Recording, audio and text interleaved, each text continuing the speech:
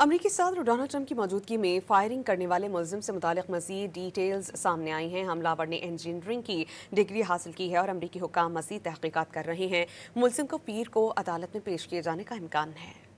Washington کے Hilton hotel میں firing کی تحقیقات جاری ہیں۔ امریکی حکام کے مطابق 31 سالہ حملہ آور کول ایلن کیلیفورنیا کا رہائشی ہے۔ ملزم جنوبی کیلیفورنیا میں استاد ہونے کے ساتھ ساتھ ویڈیو گیم ڈیولپر بھی تھا اور اس نے کیلیفورنیا انسٹیٹیوٹ آف ٹیکنالوجی سے انجینئرنگ کی تعلیم حاصل کی ہے۔ واقعے کے بعد سیکورٹی حکام نے لاس اینجلس میں ایک گھر پر بھی چھاپا مارا۔ یہ گھر مشتبہ حملہ آور سے منسلک بتایا گیا ہے۔ ایک پڑوسی نے نام ظاہر نہ کرنے کی شرط پر میڈیا کو بتایا کہ اسے نہیں معلوم کہ ملزم ایلن اس گھر میں رہتا تھا یا نہیں، تاہم ایلن کے والد یہاں رہتے ہیں جن کا رویہ بہت اچھا ہے۔ فائرنگ کے واقعے کے بعد میڈیا بریفنگ میں میٹروپولیٹن پولیس کے عبوری چیف جیفری کرول نے آگاہ کیا کہ حملہ آور زیادہ سے زیادہ نقصان کرنا چاہتا تھا۔ At approximately 8:36 tonight, an individual charged a U.S. Secret Service checkpoint here in the lobby area of the hotel.